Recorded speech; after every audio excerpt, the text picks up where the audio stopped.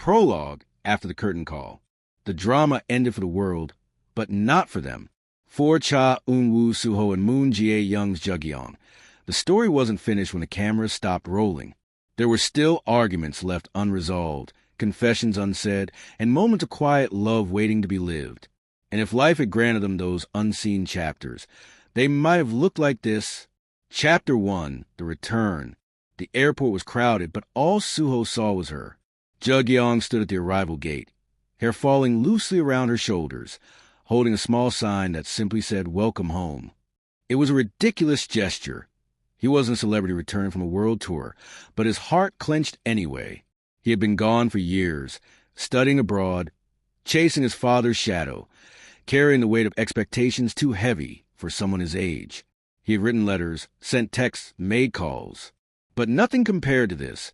Her smile trembling at the edges as if she wasn't sure whether to cry or laugh. When their eyes met, the noise of the airport vanished. "You're late," she teased softly when he reached her. "You waited," he replied. And just like that, it felt like they had never been apart. Chapter 2, The Ordinary Days. What dramas rarely show is the beauty of the ordinary. Mornings where Suho walked Jugyeong to her part-time job at the bookstore, their fingers brushing together before intertwining. Afternoons where they argued over which convenience store snack was superior. Evenings where they sat on the rooftop of her house, gazing at the city lights, shoulders pressed together in silence. But ordinary didn't mean easy. Suho still carried scars, not the visible kind, but the kind that whispered doubts into his ear late at night. Was he enough for her? Could he give her the happiness she deserved after everything she'd endured? And Jugyeong. Though her makeup brush no longer felt like armor, insecurities still crept in, especially when strangers whispered or when old classmates resurfaced online to remind her of her past. In those moments, Suho would cup her face, makeup or not, and say, "You're Jugyeong. That's enough." And somehow, she believed him. Chapter 3, The Shadow of Seo-jun. No continuation of their story could ignore Han Seo-jun. He had been the second lead, the almost lover, the one who stood by Jugyeong when Suho left. And though he had told himself and her that he'd moved on, shadows don't vanish easily. The first time they ran into him again, it was at a music award show. Suho and Jugyeong were seated together, hands intertwined, when Seo-jun took the stage. The crowd roared for him, and for a moment Jugyeong's eyes softened with something Suho couldn't quite name. Later that night, they crossed paths backstage. Seo-jun's smile was polite, his words courteous, but his eyes lingered too long on Jugyeong. "Take care of her," Seo-jun said to Suho, his tone light, but weighted. "I will," Suho answered. But long after, he wondered if promises like that were enough. Every love story, no matter how strong, has its cracks. For Suho and Jugyeong, it wasn't betrayal or lies. It was distance, the emotional kind. Suho's father's health began to decline, pulling him once more into the orbit of family responsibilities. Jugyeong, meanwhile, pursued her dream of becoming a professional makeup artist, her schedule filling with classes, clients, and part-time gigs. They missed dinners. They postponed dates. And slowly, the silence between their conversations grew longer. One rainy evening, Jugyeong finally burst. "You're always somewhere else. Suho, even when you're here, you're not here." He stared at her, stunned, raindrops sliding down his cheekbones. "I'm trying, Jugyeong. You know I'm trying." "Trying isn't enough," she whispered. For the first time since their reunion, he feared they might break. Chapter 5, The Letter. Weeks passed, tension thick in the air. Then one night, Jugyeong found an envelope tucked into her makeup case. It was Suho's handwriting. "Jugyeong, I don't say this enough, but you're the reason I came back. You're the reason I stayed. When I look at you, I see the life I never thought I could have, one filled with laughter, warmth, and love. I know I fail sometimes. I know I disappear inside my own head. But don't ever doubt this. You are the only person I want beside me. Always." She cried silently over the letter, her tears smudging the ink. And the next morning, she showed up at his doorstep, no makeup, hair tangled, face blotchy, and he had never thought she looked more beautiful. It wasn't grand. Suho wasn't the type for fireworks or orchestrated spectacles. He simply brought her to the rooftop where they had spent countless nights, handed her a small velvet box, and said, "I don't want unseen chapters with you anymore. I want the whole book."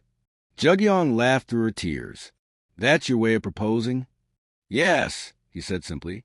And she said yes. Marriage wasn't the end. It was another beginning. They fought over laundry, over whether to get a cat or a dog, over who left the lights on. They learned that love wasn't about avoiding arguments, but surviving them. Jugyeong built her own studio, teaching classes on self-confidence through makeup. Suho pursued a quieter life, investing in projects that mattered rather than chasing fame. Sometimes they were messy, sometimes exhausted, sometimes annoyed, but always they returned to each other. Epilogue, the unseen chapters. If true beauty had never ended, the world would have seen that love stories aren't just about first kisses and confessions under the stars. They are about the mornings after, the compromises, the letters, the small moments that add up to a lifetime. Cha Eun-woo Suho and Moon Jae-young's Jugyeong have shown us that beauty isn't found in flawless faces or perfect endings. It's found in the unseen chapters, the ones only they got to live. The terminal was loud, announcements blaring over the speakers, luggage wheels clattering against tile floors, children crying, reunions happening all around him. But for Cha Eun-woo, the entire world muted the second he saw her. Moon Jae-young stood just past the arrival gate, clutching a small cardboard sign against her chest. The words were written in messy marker ink. "Welcome home." The letters tilted unevenly, a smudge at the corner where she must have hesitated or laughed at herself while writing it. It was such a ridiculous gesture. He almost laughed right then. He wasn't a celebrity returning from a world tour, nor a soldier from the front lines. He was just him, a man who had been away too long, a man who had left her waiting. But the sight of her, the way her eyes flickered with both relief and hesitation, struck him harder than anything else could. His chest tightened, his throat locked.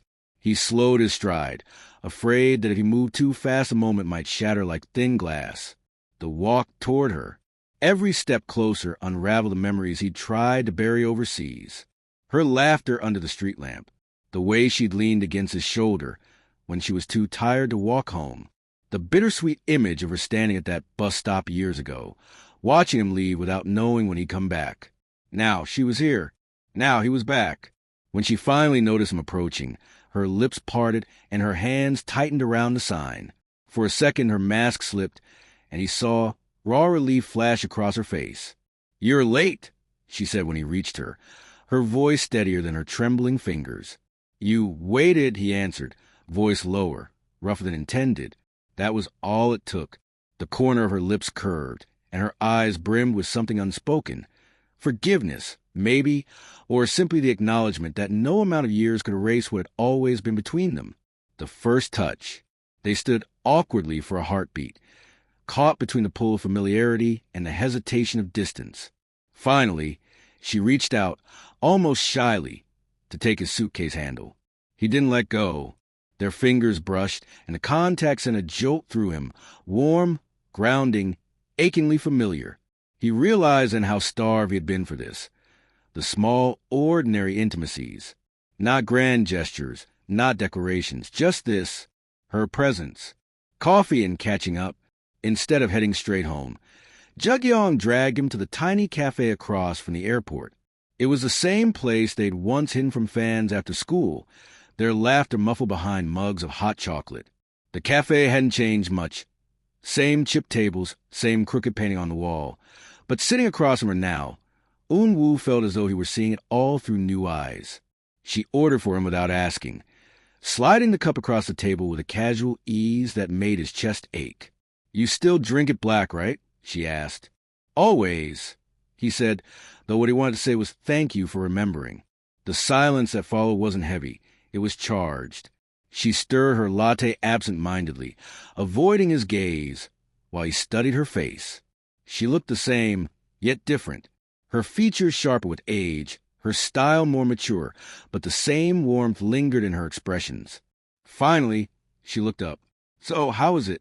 Being away?" He hesitated, because the easy answer was fine. But the truth was more complicated. Nights spent alone in foreign cities, endless studying that couldn't fill the emptiness, the echo of her voice in his head whenever he closed his eyes. It was lonely, he admitted at last. Her stirring stopped. Slowly, she set the spoon down. Me too. Her words pulled him backward, back to the night he'd left. She had tried to be brave, tried to smile at the bus stop as if it were just another day. But he had seen the way her hands fidgeted with the strap of her bag, the way her lips trembled when she whispered, "Go chase your dream. Don't worry about me." He hadn't kissed her then. He should have, but fear and restraint had held him back. Instead, he had boarded the bus, glancing out the window to see her figure shrinking in the distance, the glow of the street lamp softening the tears she thought she had hidden. He had carried that image with him every single day abroad. And now, sitting across from her again, he wondered if she had carried his absence in the same way. The airport cafe confession. "Jugyeong," he said, breaking the silence. She blinked, surprised at the weight in his voice. "I thought about you. Every day. Even when I pretended not to. Especially then." Her lips parted, but no words came. Instead, her eyes shimmered. She looked down quickly, pretending to adjust her cup. "You don't have to say anything," he added gently. "I just needed you to know that." She finally met his gaze, and for the first time since he'd returned, the wall of distance between them cracked. "I waited," she whispered, "even when I told myself not to, even when people said I was foolish." He reached across the table, covering her hand with his. Her fingers tightened around his instinctively, as if no time had passed at all. Leaving the cafe, when they stepped outside, the evening air was cool, carrying the scent of rain on the wind. The city lights glimmered against the wet pavement, and the world seemed quieter somehow, as if granting them this fragile moment. Jugyeong slipped her arm through his, the gesture so natural it made him wonder how they had survived without it for so long. "So," she said lightly, "what now?" He looked down at her,